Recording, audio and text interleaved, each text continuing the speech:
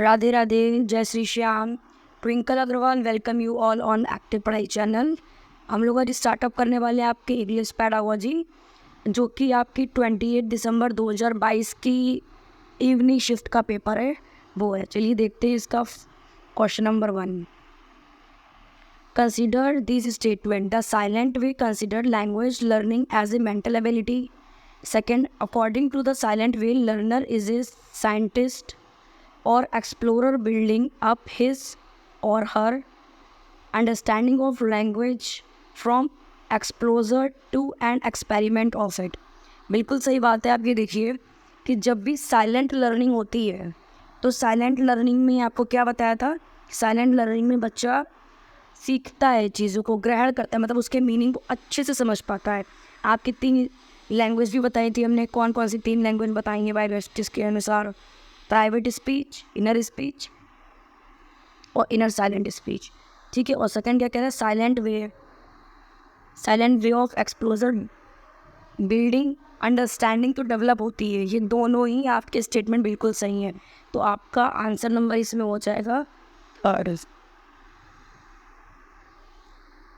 चलिए देखते हैं क्वेश्चन नंबर 2 क्या कह रहा है।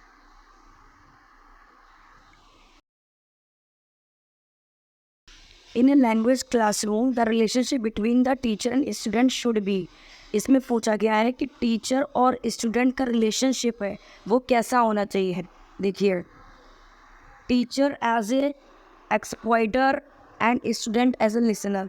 मतलब ये है कि टीचर से बोलता रहे और बच्चा से सुनता रहे, नहीं, हम लोग एक्टिव रहने की बात करते हैं।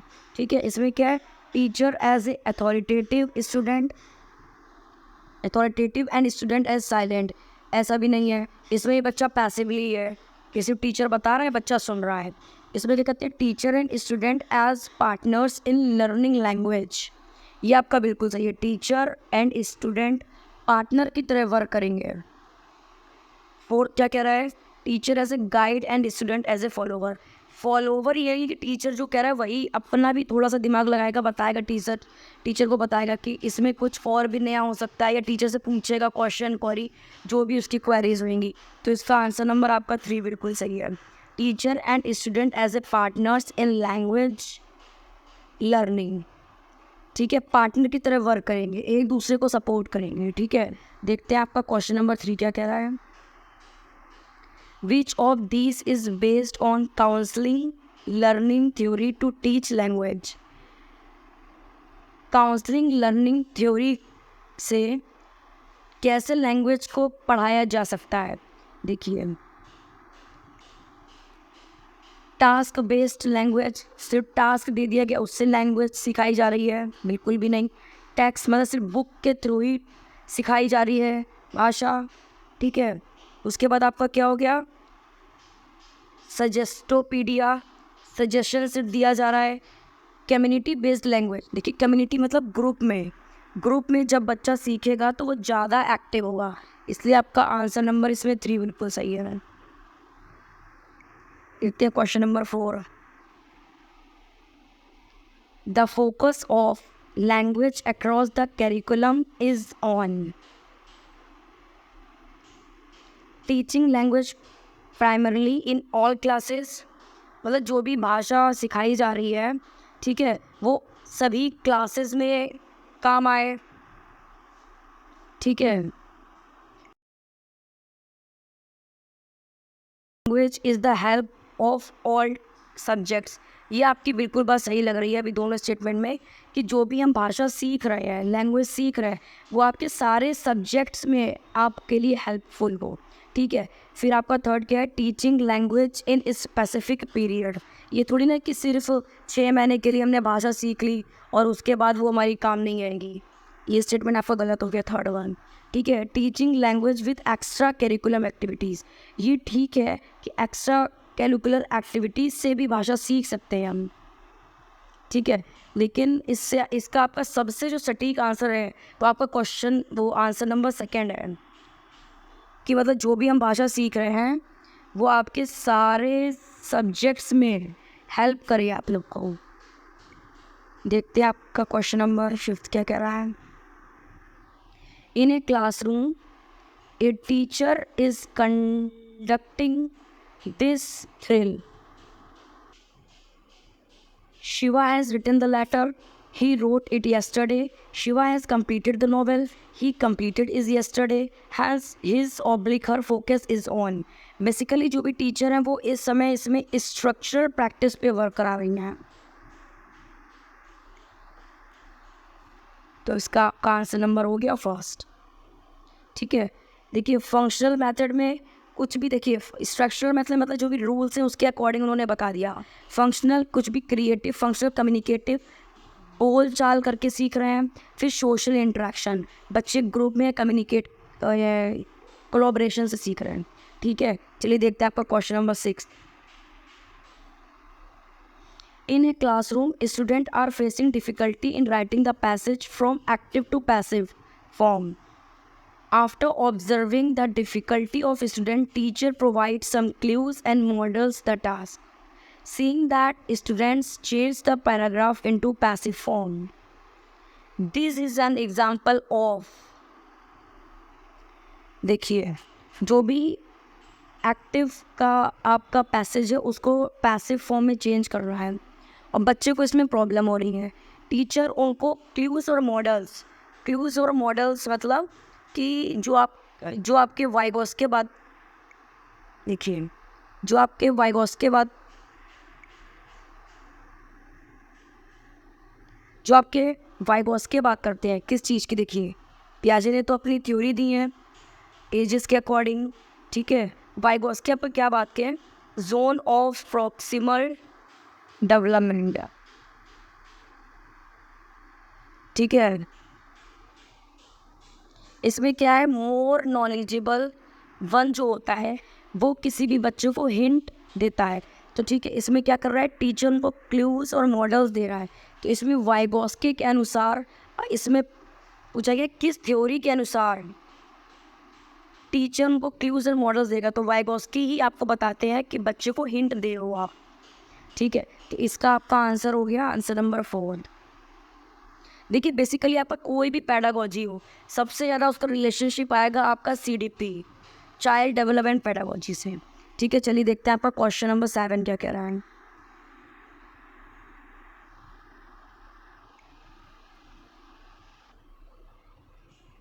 In a classroom, a teacher asks the students to complete a story map with the help of some headings such as title of the story, character of the story, theme, climate, message, etc. Here the students are involved in an activity. देखिए भी इसमें आपका क्या होगा कि teacher ने कोई भी आपको स्टोरी दे दी है, उसके टाइटल, स्टोरी, हेडिंग्स जो भी हैं उसके अकॉर्डिंग आपको एक्टिविटी में इन्वॉल्व कर दिया गया है. तो इससे देखिए क्या होगा, बच्चे के संज्ञान मतलब कॉग्निटिव जो होगा, बच्चा ग्रुप में साथ मिलके अपने माइंड से अपने पेरेंट्स की हेल्प लेके सब सीख रहा है. तो आपका मेनली इसमें क्या हो गया आंसर नंबर, आपका आंसर नंबर इसमें फर्स्ट हो गया. देखते हैं क्वेश्चन नंबर 8 क्या कह रहा है.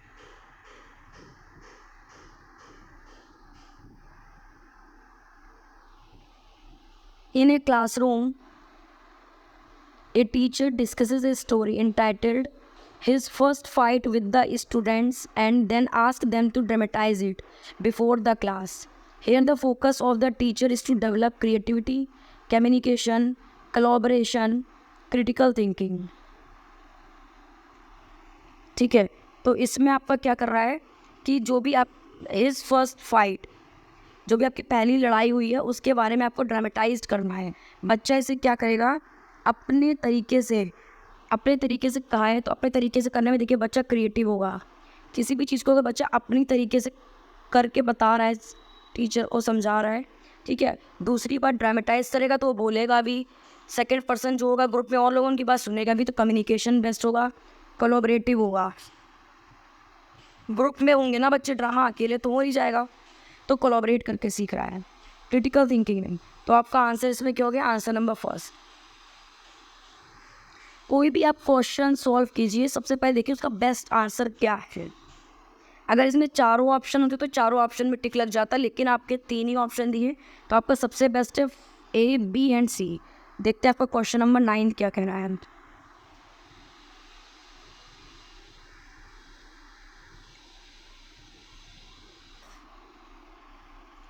देखिए, सिचुएशनल लैंग्वेज टीचिंग जो भी होती है, कोई भी सिचुएशन दी, कोई प्रॉब्लम दी गई है आपको, देखिए आप ऐसे समझिए, ठीक है।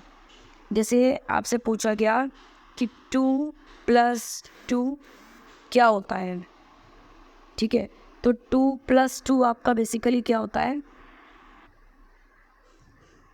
आपका क्या होता है ये, देखिए जैसे 2+2 हो गया आपका, तो ये आपका 4 हो गया, ठीक है। अब बच्चों को पता नहीं है 4 है, तो उसके लिए एक प्रॉब्लम है ये कि 2+2 क्या होता है। तो सबसे पहले क्या करेगा, सबसे पहले देखेगा कि एग्जैक्टली ये है क्या, क्वेश्चन देखेगा, ठीक है। फिर उस क्वेश्चन को सॉल्व करने की कोशिश करेगा, प्रैक्टिस करेगा, उस समझ में आ जाएगा कि इसका 2+2 4 हो सकता है, फिर प्रोडक्शन करेगा, ठीक है। तो उसमें पहले प्रोग्रामिंग दे दी गई है, ये आपका गलत है। प्रिपरेशन, प्रेजेंटेशन एंड प्रैक्टिस, ये भी गलत है। सबसे पहले बच्चा क्या करेगा आपका, ये देखिए, ये आपका क्वेश्चन, ये आपका आंसर नंबर इसका 3 सही है। प्रेजेंटेशन मतलब पहले प्रेजेंट करेगा, प्रैक्टिस 2+2 को उसने देखा, क्वेश्चन सॉल्व करके कि ऐसे ही है, फिर प्रोडक्शन, फिर उसने 4 लिखा, ठीक है। देखिए चलिए देखते हैं आपका क्वेश्चन नंबर 10 क्या कहना है। Consider these principles and identify the approach which follows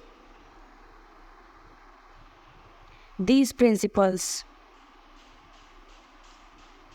ये प्रिंसिपल है, उससे आपको आइडेंटिफाई करनी है approaches. Teaching explicitly about the structures and grammatical features of spoken and written text, linking spoken and written text to the social and cultural content of their use, designing unit of work with focus on developing skill in relation to old text,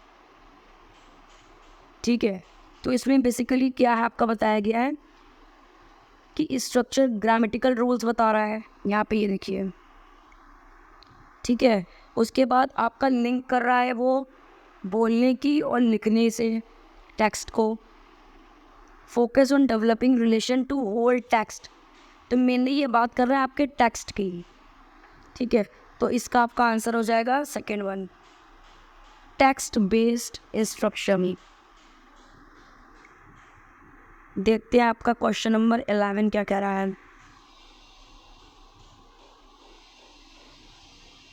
Examine the following tasks and arrange them in order in which they may be carried out, ठीक है। ये आपका order दिया गया है, इनको मतलब कि लाइन वाइज लगाना है। Designing learning activity and task, instructing, monitoring and assessing student progress, stating the objectives of the course, identify topics, themes and situations, ठीक है। देखिए इसमें आपका क्या होता है कि सबसे पहले बच्चा क्या करेगा, कोई भी आपने सोच रखा है कि हमें सीटेट क्लियर करना है, तो सबसे पहले आपने ऑब्जेक्टिव बनाया होगा ना, तो सबसे पहले आपका आएगा C1, ठीक है। फिर आपने सोचा होगा इसके अंदर सिलेबस देखें कि क्या क्या टॉपिक्स आएंगे, CDP है, इंग्लिश है, फिर सब टॉपिक्स क्या क्या है, जीन पियाजे, वाइगोस्की, ठीक है। सिचुएशन, उनके अंदर की थ्योरीज पढ़ेंगे, C एंड D। उसके बाद आप क्या करेंगे, डिज़ाइन करेंगे अपनी लर्निंग एक्टिविटी को, कोई भी कोर्स ले लेंगे आप कहीं से, ठीक है, जो जिससे भी आपको ज़्यादा समझ में आएगा, यूट्यूब से आप पढ़ेंगे, फिर आपका बना गया, ठीक है। फिर आप इंस्ट्रक्टिंग, मॉनिटरिंग स्टूडेंट प्रोग्रेस, ठीक है, फिर बच्चे की तरीके से आपको समझाएंगे। फिर आप क्या करेंगे, इंस्ट्रक्टिंग, मॉनिटरिंग एंड असेसिंग, बच्चे की जो भी मॉनिटर करेंगे बच्चे को, या अपने आप को मॉनिटर करेंगे, ठीक है। अपने ऊपर भी रख के आप ये एग्जाम्पल देख सकते हो, बच्चे के ऊपर भी सिचुएशन डाल के देख सकते हैं कि बच्चे को पहले ऑब्जेक्टिव क्या है वो देखेंगे, टॉपिक्स क्या पढ़ाने हैं, सब टॉपिक्स क्या पढ़ाने हैं, एक्टिविटीज़ के थ्रू समझाना है, फिर इंस्ट्रक्ट करेंगे कि ऐसे नहीं ऐसे कर लेंगे। तो आपका मेथड क्या बन गया इसका, सबसे पहले आएगा C, फिर D, फिर A, फिर आपका आएगा B। तो ये कौन सा ऑप्शन में, ऑप्शन नंबर 3 में। देखते हैं आपका क्वेश्चन नंबर 12 क्या कह रहे हैं। विच, सबसे पहले वो क्या करेगा, इंस्ट्रक्टिंग द लर्नर, ठीक है। सबसे पहले आएगा मतलब बच्चों को आके इंस्ट्रक्ट करने लगेगा, पहले बच्चों के बारे में जानेगा, ठीक है। Group learners into different classes, मतलब जो भी आपके स्टूडेंट्स होंगे उनका ग्रुप बना देगा, उनको अलग अलग ग्रुप्स में डिवाइड कर देगा, ठीक है। Selecting the content from teaching, teaching के जो भी कंटेंट होंगे वो उससे उठाएगा, कोई भी टॉपिक पढ़ाने लग जाएंगे। सबसे बेस्ट क्या है, identify the learners communicative need, जैसे कि हमारे में टीचर्स आते हैं तो वो डेमो देते हैं। सबसे पहले आपने देखा होगा आपकी क्लास में पूछेंगे कि सब लोग खड़े हो जाइए और अपना नाम बताइए, या आपका क्या बनना चाहते हैं आप आगे चल के, डॉक्टर, इंजीनियर। तो बेसिकली सबसे प्राइमरी रिस्पॉन्सिबिलिटी क्या है प्राइमरी टीचर की, कि जो भी बच्चा है उसकी कम्युनिकेटिव नीड्स को समझे, उसकी ज़रूरतों को समझे। तो आपका सबसे बेस्ट आंसर इसका क्या होगा, क्वेश्चन नंबर 12 का फर्स्ट। क्वेश्चन नंबर 13 देखते हैं क्या कह रहा है। Language syllabus is concern with implementing the educational program, evaluation of learners performance, selection and grading of content, management of educational program है। देखिए लैंग्वेज की जो भी सिलेबस है वो हम कैसे समझेंगे, किससे संबंधित है, कंसर्न विद, ठीक है। Language syllabus concern with implementation of educational program, कि देखिए एजुकेशनल का जो भी प्रोग्राम उससे इम्प्लीमेंट तो होना ही चाहिए। और भी देख लेते हैं हम लोग का जो भी आपका और ऑप्शन में क्या सही है। इवैल्यूएशन ऑफ लर्नर्स की परफॉर्मेंस से, देखिए सिलेबस का कोई भी मतलब है नहीं, जो सिलेबस है उसके अकॉर्डिंग बच्चे को पढ़ना पड़ेगा, ठीक है। मैनेजमेंट ऑफ एजुकेशनल प्रोग्राम, आपका सबसे बेस्ट आंसर क्या है, selection and gradation of content. Question number 14 देखते हैं। Language learning entails mastering the elements of language, जाके मास्टर तो बना नहीं दोगे कि तुरंत गया तुरंत से सारे रूल्स पढ़वा दिए, रटवा दिए, रटवाना तो बिल्कुल भी नहीं है पहली बात, ठीक है। मास्टरिंग, ये बात गलत हो गई आपकी। लर्निंग द रूल्स, बस यही बात कही थी हमने आपसे अभी कि रूल्स गए, रूल्स जाके बता दिए, बस हो गया, बच्चे का भाषा सीख गया हो, ऐसा कुछ भी नहीं है, ठीक है। मास्टरिंग द लेक्सिक, जो भी इसके रूल्स है, छोटे छोटे वर्ड्स हैं वो सिखा दिए, नहीं। सबसे अच्छा क्या है कि मास्टरिंग द फंक्शनल स्किल्स, बच्चे के अगर हम फंक्शनल स्किल या वो खुद से सीखने की उसकी फंक्शनल स्किल्स बेटर कर देंगे तो उसकी जो भी लैंग्वेज या भाषा सीखना चाहता है वो अच्छे से सीख पाएगा।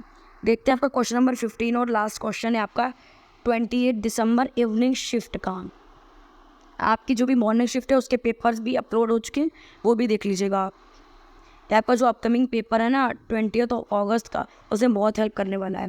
प्रोसीजनल syllabus of language learning are organized around grammar, vocabulary, topics, task.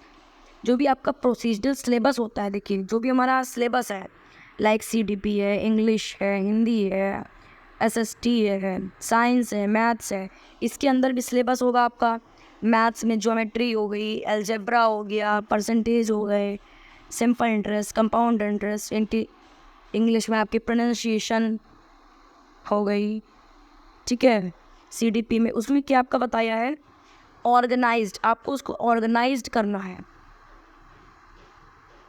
तो आप ऑर्गेनाइज कैसे करेंगे, ग्रामर से तो नहीं, वोकेबलरी और टॉपिक से भी नहीं। सबसे अच्छी बात क्या है कि आप टास्क, आप ये समझ लें कि देखिए मैं मंडे को इंग्लिश पढ़नी है, ट्यूसडे को हिंदी पढ़नी है, थर्सडे को SST पढ़नी है। सबसे बेस्ट आंसर आपका क्या हुआ, सबसे बेस्ट आंसर आपका हुआ 4। Thank you. आज आपका ये 15th लास्ट क्वेश्चन था आपका इवनिंग शिफ्ट का। अच्छा लगा हो तो लाइक, शेयर एंड सब्सक्राइब करिएगा, अपने फ्रेंड के साथ शेयर जरूर करिएगा, जैसे कि अगर आप भी कुछ सीख पा रहे हैं तो वो भी सीख पाए।